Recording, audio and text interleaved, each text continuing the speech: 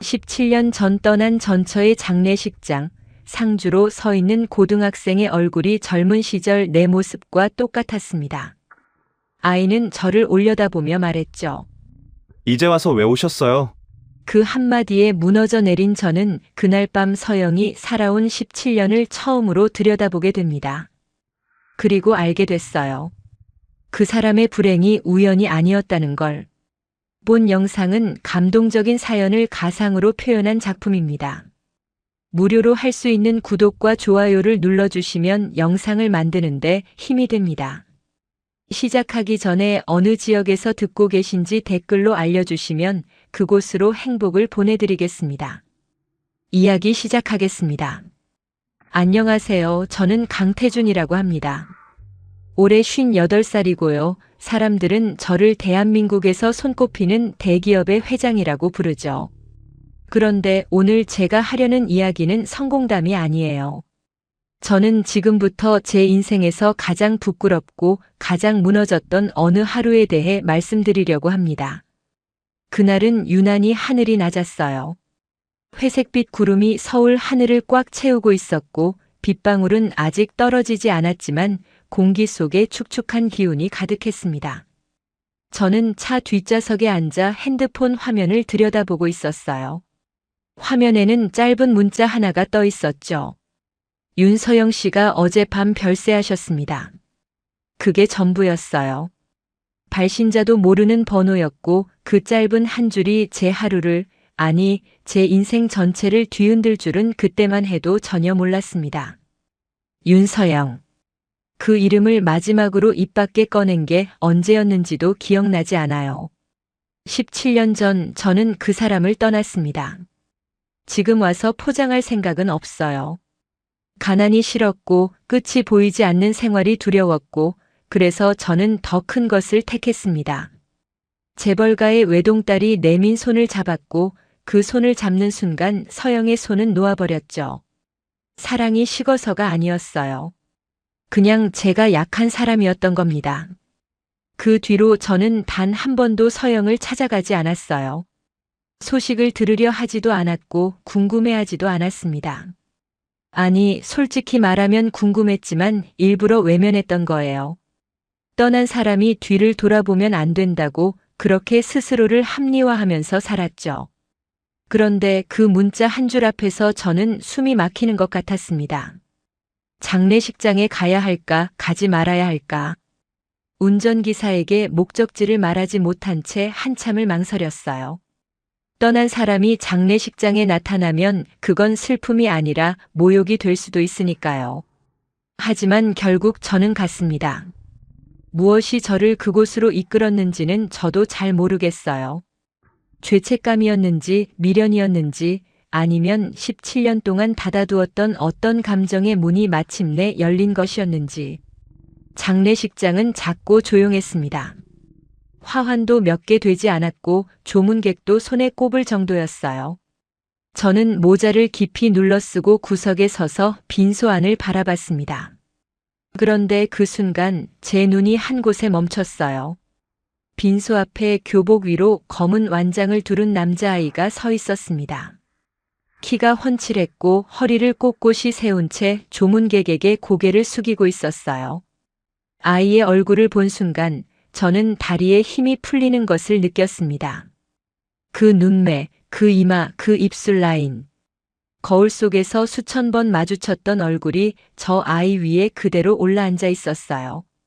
30년 전 28살에 제가 저기 서 있는 것 같았습니다. 저도 모르게 한 발짝 앞으로 나갔어요.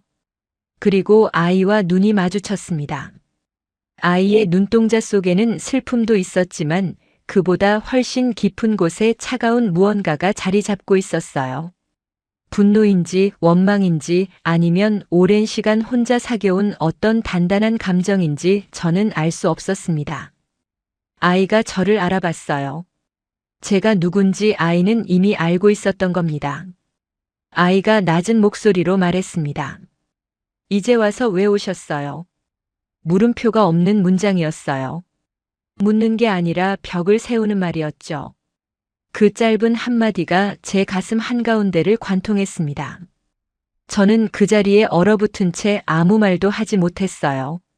머릿속에서는 수만 가지 말이 소용돌이쳤지만 입 밖으로 나온 것은 아무것도 없었습니다. 떠날 때는 그렇게 쉽게 돌아섰으면서 돌아오는 건 왜 이렇게 무거운 건지. 그 아이 앞에 선 저는 대한민국 최고 기업의 회장이 아니라 세상에서 가장 비겁한 아버지에 불과했습니다. 그날 밤 저는 호텔방에 홀로 앉아 서영이 남긴 삶의 흔적을 하나씩 찾아보기 시작했어요. 그리고 알게 됐죠. 제가 몰랐던, 아니 알려고 하지 않았던 17년이라는 시간이 얼마나 잔인한 무게로 그 사람 위에 쌓여 있었는지를. 그런데 진짜 무서운 건 그 다음이었습니다. 서영의 삶이 무너진 건 단순한 불운이 아니었어요. 누군가가 의도적으로 그 사람의 인생을 짓밟고 있었던 겁니다. 그리고 그 누군가는 제가 가장 가까이에 두고 믿어왔던 사람이었어요. 서영이 어떤 삶을 살았는지 저는 단 한 번도 궁금해한 적이 없었습니다. 아니, 정확히 말하면 궁금해하면 안 된다고 스스로를 다잡으며 살아왔던 거예요. 그런데 장례식장에서 돌아온 그 밤 이후로 저는 잠을 이룰 수가 없었습니다. 눈을 감으면 검은 완장을 두른 아이의 얼굴이 떠올랐고 그 차가운 눈동자 속에 담겨있던 말 못할 감정들이 제 가슴을 짓눌렀어요. 저는 서영의 흔적을 찾기 시작했습니다. 17년이라는 시간은 한 사람의 인생을 완전히 바꿔놓기에 충분한 세월이었죠. 제가 재벌가의 사위가 되어 넓은 사무실에서 서류에 도장을 찍고 있을 때 서영은 새벽 4시에 일어나 식당 주방에서 설거지를 하고 있었어요. 제가 해외 출장을 다니며 1등석 비행기에 앉아 와인을 마시고 있을 때 서영은 만삭의 몸으로 반지하 원룸 계단을 한 발 한 발 올라가고 있었던 겁니다. 이혼 서류에 도장을 찍던 날 서영은 이미 임신 사실을 알고 있었다고 해요. 그런데 그 사람은 저에게 아무 말도 하지 않았습니다. 붙잡지도 원망하지도 눈물을 보이지도 않았어요. 그냥 조용히 도장을 찍고 고개를 한번 숙이더니 돌아섰다고 당시 이혼 절차를 도와줬던 변호사가 나중에 제게 말해줬습니다. 그때 서영이 무슨 마음이었을지 저는 감히 상상조차 할 수 없었어요. 서영의 오래된 이웃이었다는 한 할머니를 만났습니다. 할머니는 서영이 살았던 동네와 그 사람의 하루하루를 기억하고 있었어요. 서영은 낮에는 공장에서 일하고 저녁에는 식당에서 서빙을 하고 밤에는 아이의 숙제를 봐주면서 하루를 보냈다고 합니다. 잠을 서너 시간밖에 못 자는 날이 대부분이었는데도 아이 앞에서는 항상 웃고 있었대요. 할머니가 말하더라고요. 그 사람은 혼자 다 삼키는 사람이었다고. 힘들어도 내색 한 번 안 하고 아이한테만은 세상에서 가장 따뜻한 엄마이고 싶었던 거라고요. 그 이야기를 듣는데 코끝이 시큰해졌습니다. 저는 그 시간 동안 뭘 하고 있었던 걸까요? 넓은 거실에서 와인잔을 기울이며 성공했다고 자부하던 제가 갑자기 너무 초라하게 느껴졌어요. 그런데 이상한 점이 하나둘씩 눈에 들어오기 시작했습니다. 서영은 한 직장에서 오래 일하지 못했어요. 공장에 다니면 얼마 안 돼서 잘렸고 식당에 취직하면 가게가 갑자기 문을 닫았고 어렵게 구한 사무보조 자리도 석 달을 넘기지 못했습니다. 한두 번이면 운이 나빴다고 할 수 있겠지만 이런 일이 10번 넘게 반복되었다는 건 분명히 정상이 아니었어요. 마치 누군가가 서영이 자리를 잡으려 할 때마다 의도적으로 발목을 잡은 것처럼 그 사람의 인생에는 보이지 않는 벽이 계속 세워지고 있었던 겁니다. 그리고 더 가슴 아픈 사실을 알게 됐어요. 서영은 몇 년 전부터 몸이 많이 아팠다고 합니다. 그런데 제대로 된 치료를 받지 못했어요. 병원에 가면 이런저런 이유로 진료가 미뤄지거나 거부당했고 겨우 찾아간 큰 병원에서도 번번이 벽에 부딪혔대요. 건강보험 문제가 얽히고 서류가 반려되고 입원 대기가 무한정 밀리는 일이 계속됐다는 거예요. 보통 사람에게는 일어나기 힘든 일들이 서영에게만 유독 집중적으로 일어나고 있었습니다. 그 사실을 알게 된 날 밤 민재가 저를 찾아왔어요. 아이는 장례식장에서 보았을 때와 똑같이 등을 곧게 편 채 제 앞에 섰습니다. 울지도 않았고 화를 내지도 않았어요. 다만 저를 똑바로 바라보며 이렇게 물었습니다.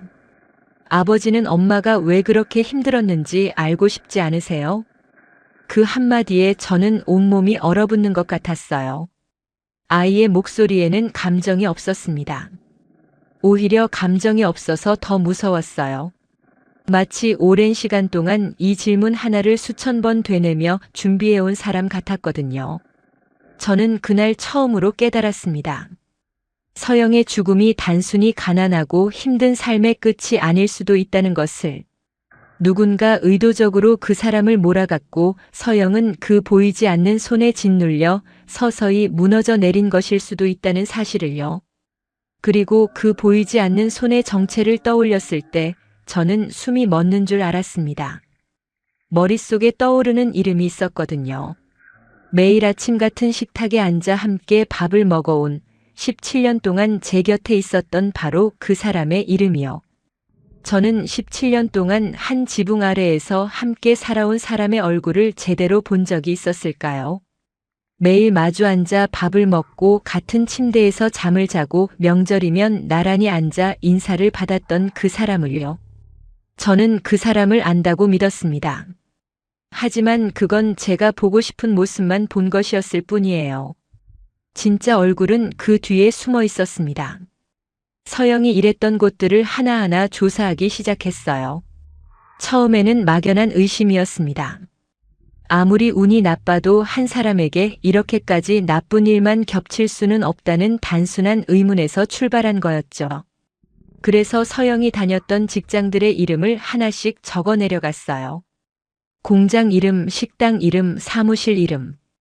12군데가 넘었습니다.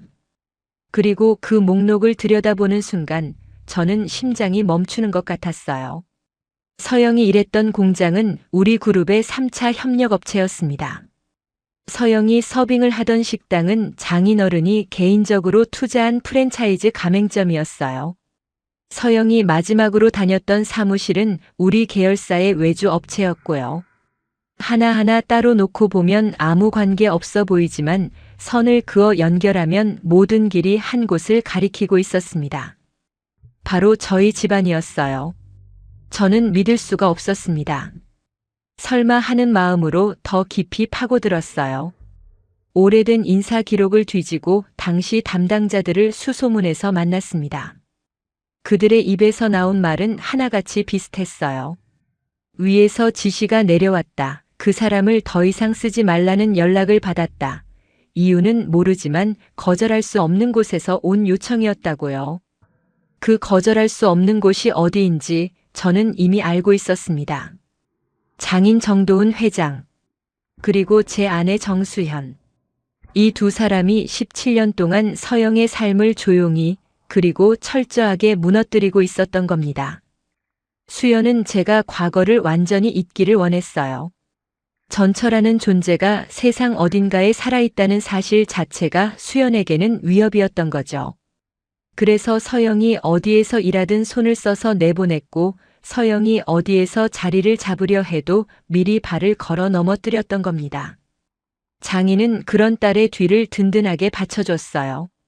자기 사업 네트워크를 이용해서 서영이 발붙일 수 있는 곳을 하나씩 없앴던 거예요. 병원도 마찬가지였습니다.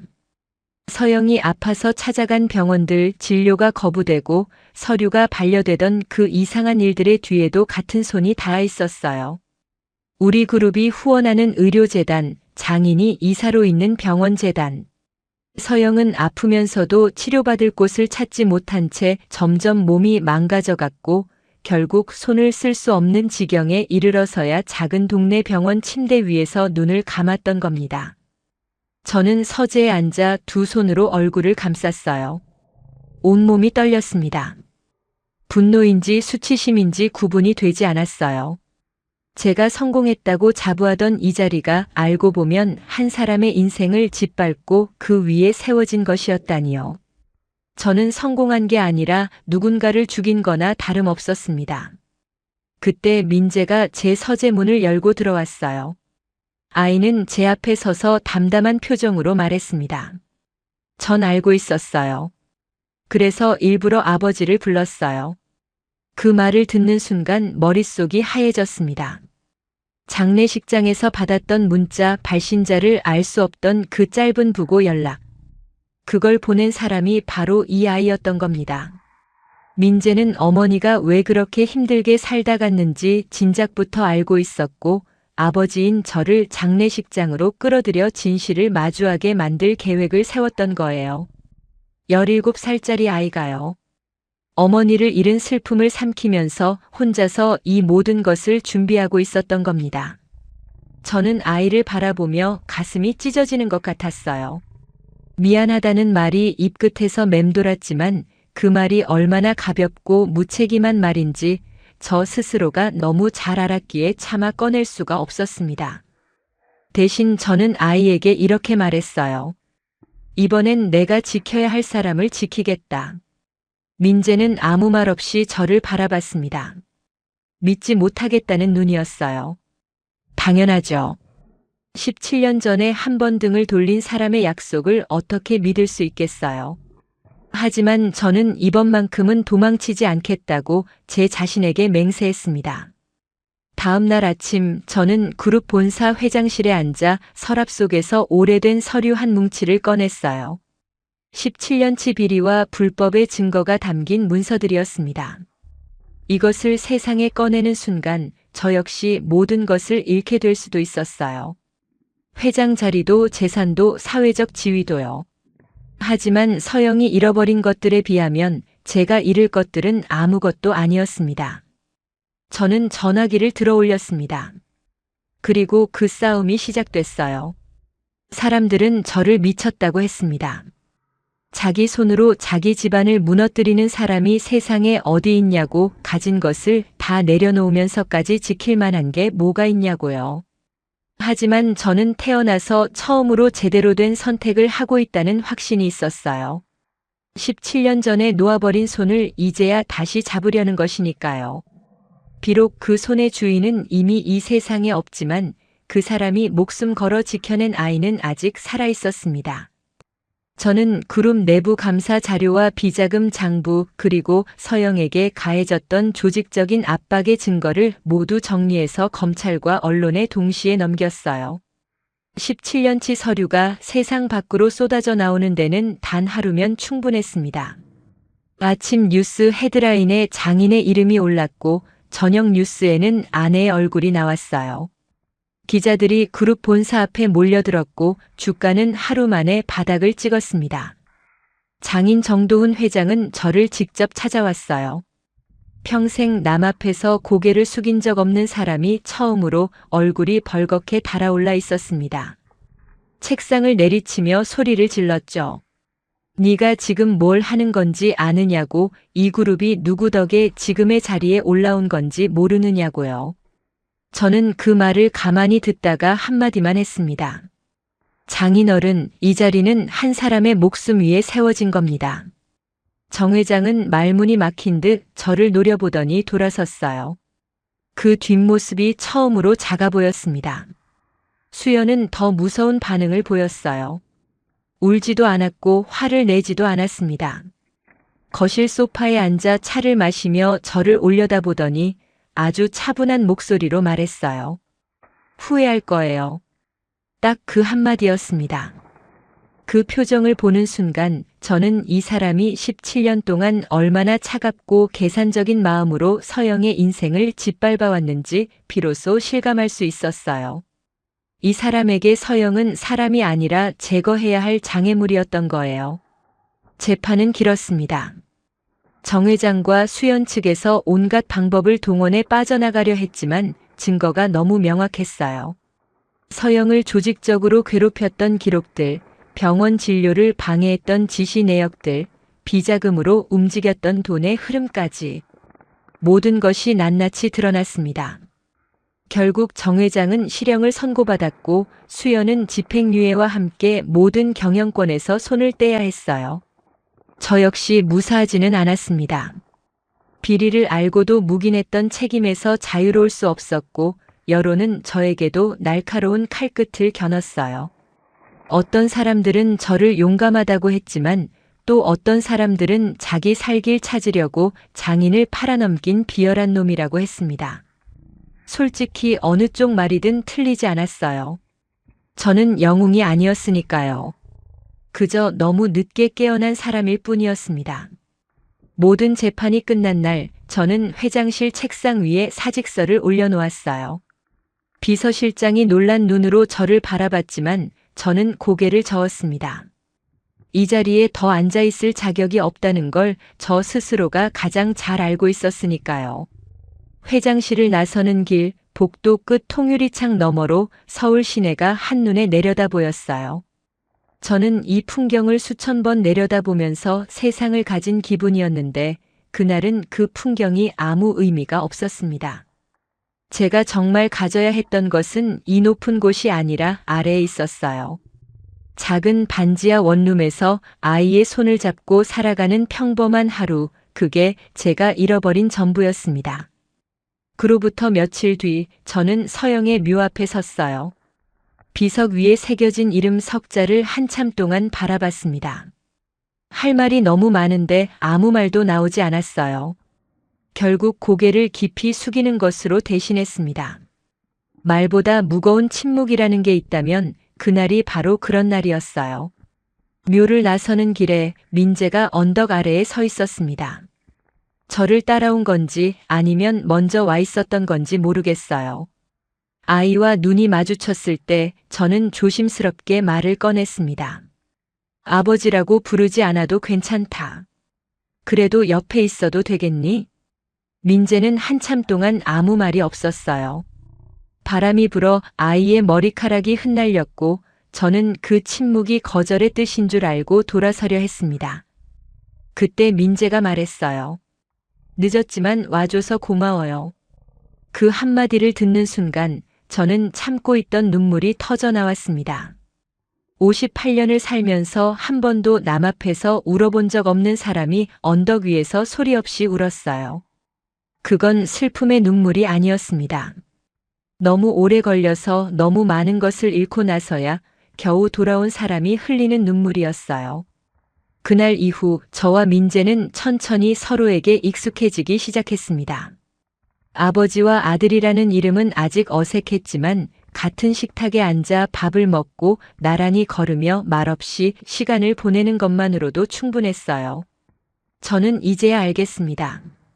가족이라는 건 피가 섞여 있다고 저절로 만들어지는 게 아니라 매일매일 옆에 있어 주기로 선택하는 것이라는 걸요. 17년이라는 시간을 돌이킬 수는 없지만 오늘부터 하루하루를 채워나갈 수는 있으니까요. 서영 씨, 당신이 지켜낸 아이 곁에 이제야 제가 서 있습니다.